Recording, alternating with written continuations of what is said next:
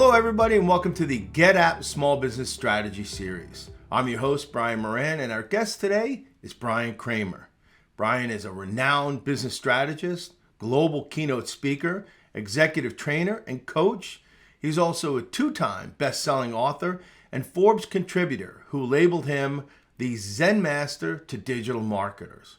Bryan is the CEO of H2H Companies, an executive coaching company, and co-owner of Pure Matter, a Silicon Valley marketing agency founded in 2001 and which earned a spot as one of the fastest growing companies by Silicon Valley Business Journal. Today, Bryan and I are going to be talking about tech strategies and investments for business owners in 2022. With that, I want to welcome to the GetApp Small Business Strategy Series, Bryan Kramer. Hey, Brian, thank you so much for having me here. I really appreciate it. Wonderful intro, and I can't wait for the conversation.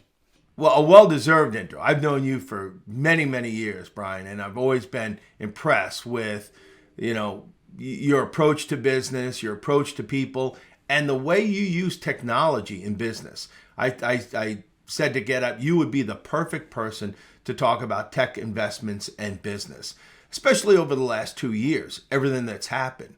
The world went upside down. Workforces went remote and virtual. We all started jumping on video conference calls and whatnot. So let me ask you the first question. How much of a silver lining was technology for business owners during the pandemic? Well, my whole thing is human to human, right? And so wrote a book on it, and then all of a sudden what happens? It's human to technology to human. So now here we are. Without technology, we wouldn't have survived the pandemic as we know it with working from home. And so everything that we have created over the last decade to be able to work human to technology to human has made it a silver lining. So this is by far the most interesting time to be alive during a pandemic, to watch technology and humans, not versus humans, for the first time actually create something together. Now I think what's fascinating to me is how we're learning to be with it, learning to be on camera. That's not something we ever really wanted. We want to be in person more, not on camera more. So it's forcing a new skill. And that's awesome. That is, to me, that's really great. And I think it's going to be an and, not an or. I keep repeating that. It's the and. Like, we want to be on camera, we want to be in person. So it's going to be a hybrid. Yeah. Well, and to your point, I think that for the most part, people have embraced the digital transformation that's taken place because it has allowed them to kind of lengthen the umbilical cord between them and their employer, right? You've seen that. Let me ask you though, what surprised you? What surprised you the most about the accelerated digital transformation over the last 2 years? Oh man, which one? It's so many things surprised me. I guess if I had to pull one thing out is that it worked. It worked, and it's working. We all have the ability to. We all have the technology and the ability to work remote, and the thing that created the form or the function to work wasn't technology. It was the people. The people had to let go. The humans had to let go of, I need to control. I need to have control over what you're doing at home, because you're going to do your job. And quite frankly, this could have happened 2 years ago or 5 years ago, or within a long time ago. So that to me was the thing that happened. It wasn't that the technology was, yes, we built more because we had to, or we had to build more security, or we had to do more over the last 2 years to make it that much better to happen. But we had to let go over the last 2 years, and we're forced to. So now we know what it's like, and will people want to go back full time? I don't think so. So that's a good thing that we now know what it's like to work in what Faith Popcorn called in 1982 in her book in the Popcorn Report, and you know her because you were at our event at IBM, and she called it the cocooning effect, and she called it. She foreshadowed that, or she didn't just foreshadow it. She called it out and said that we will all be working from home and need for nothing. And we need to let go. We need to see this happen. And she did. She called it, and here we are. We don't. Amazon delivers to our house. Technology allows for that. We can work from home, and people and our managers need to allow for that. And here we are. I mean, it really is incredible how far we come. So let's bring it back now to small businesses, who are mostly our viewers. And is every small business a technology company today? Yes and no. I don't think we should expect them to be. I think that the technology should support them to do their business in the way that they need to do it. I think that they're becoming more technology savvy to be able to do business, and the technology should support them in a stack in a way that it's plug and play at this point in our lives, to where you can put technology in place and say, I'll have like a menu system. I'll have that. I'll have that. I'll have that. Or I'll take the bundle, and because that's what I need. And maybe I'll supersize it to take from McDonald's, and then it's going to help support them, like what the cloud has always meant to be. And so that to me is what a small business is. It's not meant to be a tech company where you're going to have to have a CIO on board that's going to have to really understand how to get in and fix every piece of the software.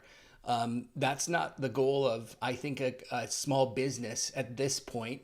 At this point, you should rely on the software to do what it's meant to do.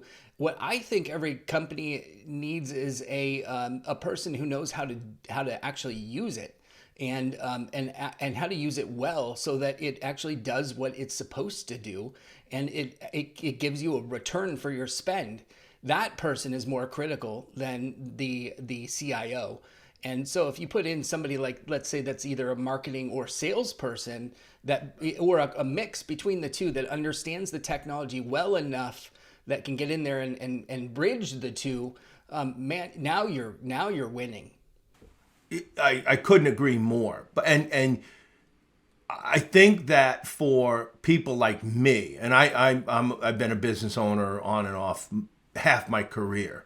I have learned just as much as I needed to learn about a piece of technology in order to use it. But I am, when you think of the capabilities versus the usage, I'm always in that bottom third.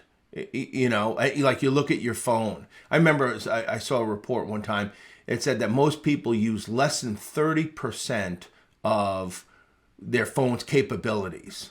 And if they were aware of everything that just their phone was capable of, doing for them, they would be just blown away.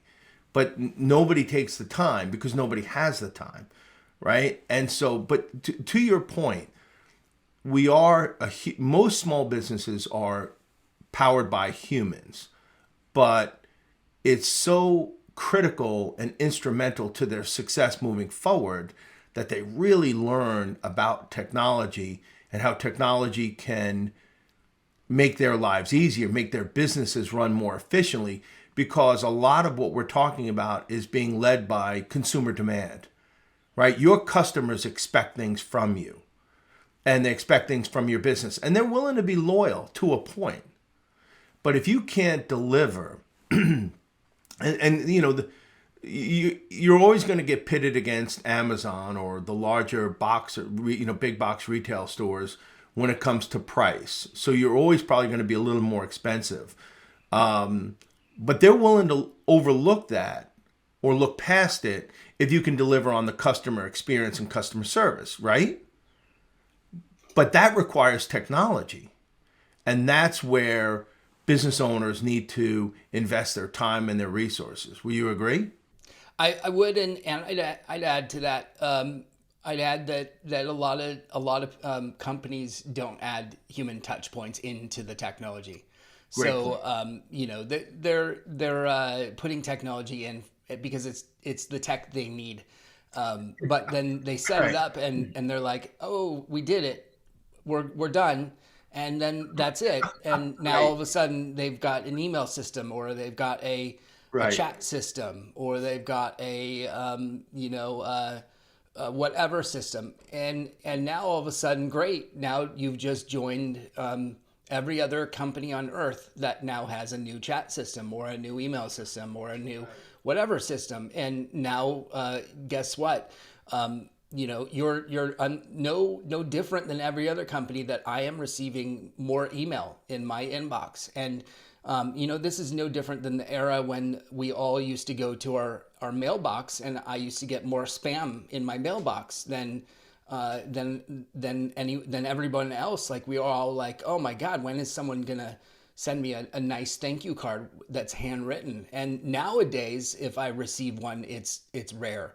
And so now it's, my belief that being human is still everyone's competitive advantage. That if you just install a piece of software, that's not it. You're not done. You have to go above and beyond and actually point out where is it in the software that you can make the software more human. And when you do that, and I don't care which software it is, you're going to win. So that's my takeaway from today's interview. Being human is my competitive advantage. That's exactly right. Yeah, all you have to do is walk over to a whiteboard and map out what it is you want the software to do, and then just draw in where are our current human touch points within that software, and you go, wow, we don't have any normally, and then you're like, let's add one here and see what happens, and let's add one here and see what happens, and you'll and it doesn't have to be a lot. It can be something really simple, and it can be something really surprising. It can be joyful. It could be just a nice greeting. It could be something over the top with your top 5% customers. It's up to you what you want to make it, but look at it at different angles and say, how are we going to make this more human? Kind of like a thing. Hey, write 5 thank you notes a day. See what that does for your company. That's a fantastic advice. I couldn't agree with you more, by the way, about that. Once you automate, that doesn't relieve you from the job at hand. What it does is it allows you to reconfigure your employees to put them in points of interacting with the customers, because that's your unique selling proposition, right? Is Yeah. that you have you have the best employees, and they buy into your company culture, and they're your best ambassadors to talk to your customers. Otherwise, if it's purely automated, now it's almost like it's become a commodity, and now they're going to go back to, okay, well, is it less expensive? Because one of the biggest issues that business owners have is actually making the actual investment into the technology. And what if it's not scalable, right? I hear that a lot from my clients, is that they're afraid, they're going to make this big investment into a piece of technology, and in 2, 3, 5 years from now, it's not going to be scalable. They're going to have to bring in a new system and replace it. What are your thoughts on that? And how do you help your clients when they ask you that question? Well, I would say that everything is more scalable than it used to be. We're not operating with CD-ROMs anymore. By the way, people are doing a Google search right now on what is a CD-ROM. We don't have 7 CDs to load to get one program into our computer. Right.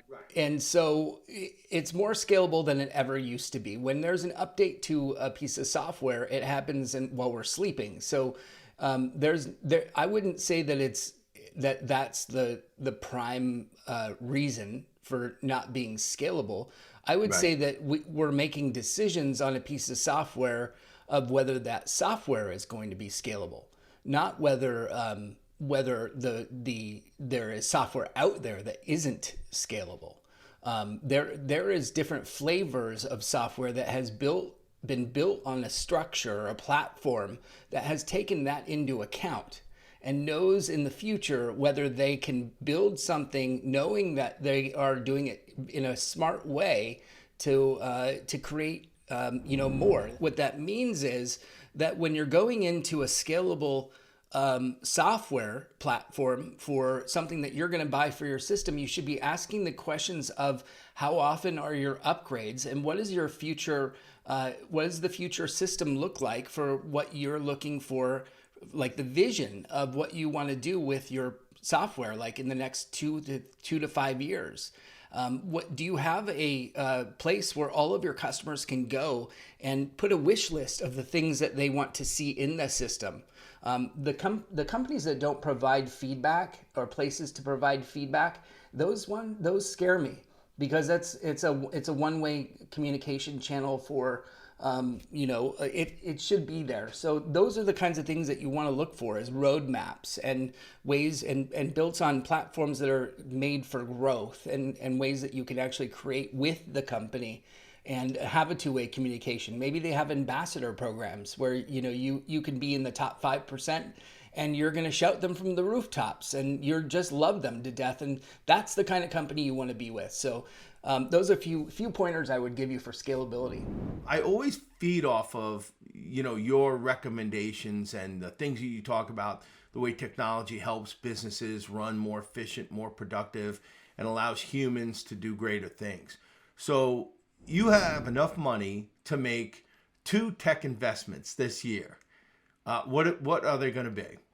I really believe in using technology to scale things more so that I can have more human conversations. So technology brings people closer for more engagement, not farther so that I can have less engagement. So I just want to make that clear.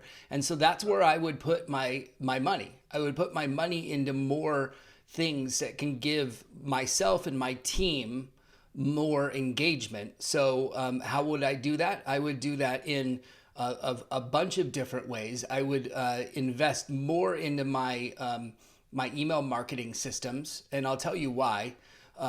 That's the one place where I own the data. I like owning data, and I don't want to spend more money in social marketing. I want to do it, but I don't want to do more of it than anywhere else. And so that's one place that I know I get to own my data.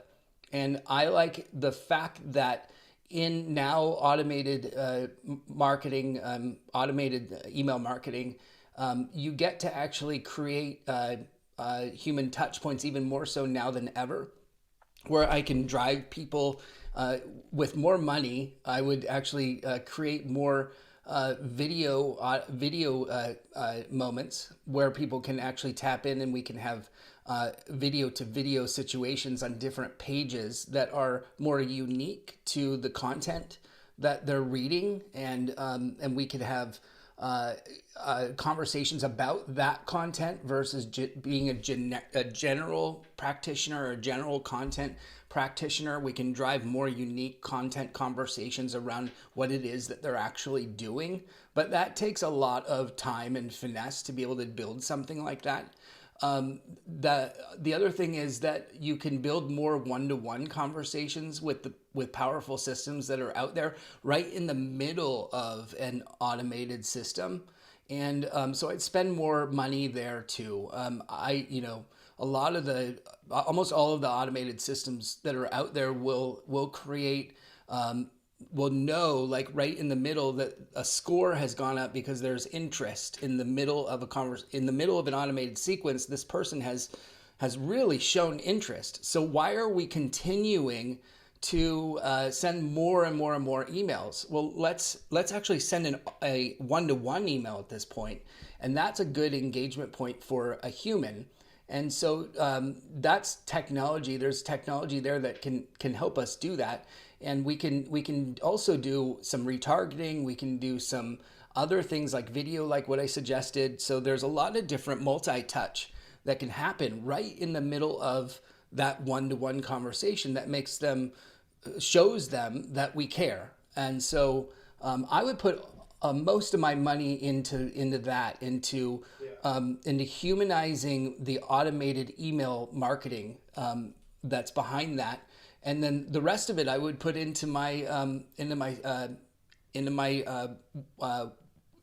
events and online webinars and into my funnel conversations and into things that are going to bring people closer, because the front end, the top of the funnel, is going to bring people down into the conversations. Yeah, So yeah. that's where I would put it all.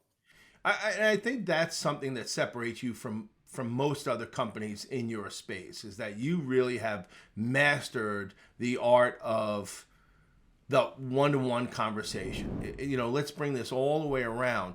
That technology used correctly can help solidify the one-to-one relationships that customers are seeking from businesses. It also allows for, increased automation, because you know what? With a lot of this stuff, automated is great, right? Like I can go and I can get my coffee, and I don't need to see anybody. But sometimes I get my coffee and I go in and I say hi and I talk to the barista, for a couple of minutes. How's your day? How's everything going? And it's great because they know me there, because I go in almost every day, and I always get a hi, Brian, how are you doing? And all right, have a great day. And they make sure that even with an automated system, that there's still that human to human interaction, which you're talking about. And I love that. And I hope everybody who's watching this is picking up on that, because that is such a critical point. All right, I have two questions left for you. Given that companies now are working remotely, or they have this hybrid model that they're working with, what are some of the tech tools that work best in those situations, and how can companies prevent it's almost impossible to prevent hackers, but are there ways that you found that people can at least close the windows and lock their doors?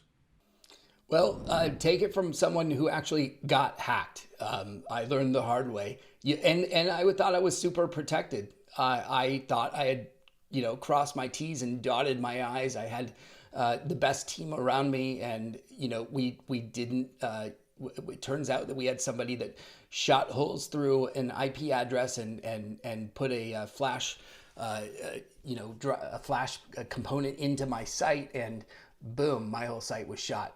Which I thanked the person for, because I had to redo my website, and I found out that I needed to upscale the security on my site, and the security that you put in can be things like Securi, which is SECURI. That's a great platform to install, or you can just put your site on something like Pantheon. They're both a little bit pricey, but when you think about the amount of money that you're protecting your content that I had for years built, and then boom, it's gone, right? So I had to scrape it and then put it back up again, and that time is invaluable. So you think about that and you multiply that times how much you're going to spend. Putting in a tool is not very much money, and so I would really think about one of these tools, or both but at this point both of the tools, and then really wrap that around your content, your website. You're going to be safer than anyone else out there. And make sure that all your content and your information and your data is backed up Right. somewhere else. So as you pointed out, worst case scenario is you turn that on and you're back up and running, you've been hacked. Within seconds. Yeah, yeah. All right, last question. One piece of advice. So our viewers are listening to us today talk about technology and their business, knowing that they run across all different industries, all different sizes. What's one piece of advice you would give to small business owners when it comes to tech in 2022? Oh, just one. Just one. Yeah. Well, I guess I'd say the same thing, which is the opposite of don't be me. Take one thing on at a time and Good learn it point. really well. I think you said it well before, Brian, which is we only use 30% of our phone or whatever the Yeah. percentage is. And Capabilities. I think the same thing about software. We get in, we buy it. It's the same thing at enterprise as much as it is at small business. I see it all the time with my customers at all in the small business area, where you're buying a piece of software, you get giddy, and then you use set up something, and then you use like 5% of it, and then you move on to another piece of tech, and you're not really using it. And so really get to know the software, really understand why, and then I'll throw in this one question that you should be asking of your tech or your software. What's the impact you want from it? Ask yourself that question first before you even start using it. What is the ultimate impact you want from this? And if you're not getting there, until you get there, don't stop. And then once you reach it, then it's time to move on to the next piece or the next layer or the next software. Iteration. Yeah. That's where I would be asking the question, like, have you made a sale from the software that you bought that you wanted to use this for, or are you getting customer support systems up and running and it's saving you time and money? What's the impact question solving for? And if you haven't done that, then I know it's simple, but a lot of times we just solve the first 5% and move on. So that's what I think this year is about, because there's just, you've seen the grid of software, right? Like it's Yeah.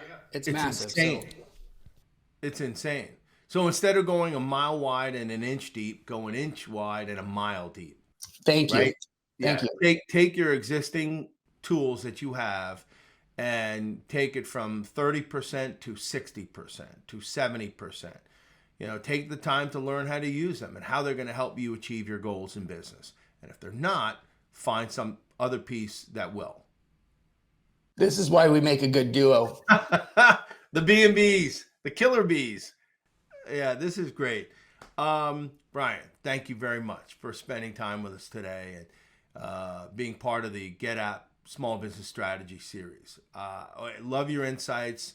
I love your examples, and I love the work that you do. Let me ask you, so if people wanted to get in touch with you, what is the best way for them to do it? Your website, social media? How can they reach out to you if they have questions? Yeah, you can go to my website's best way. Bryan Kramer, Brian with a Y, Kramer with a K. Funny, I was just I just told my dad that last week, Brian with a Y, Kramer with a K, and he's like, I named you. I guess I just say that so much to everyone that I was like, Dad, you could have named me with an I, and I wouldn't have to say it so much. So anyway, yeah, Brian with a Y, Kramer with a K, .com. And everything I have is there. You can also just email me, Brian with a Y at bryankramer.com. That's my actual email address. So you can email me. I actually reply back, and You will. I really will. So that's how you can reach me in both places, and all my stuff is in the site, or however you want to reach me.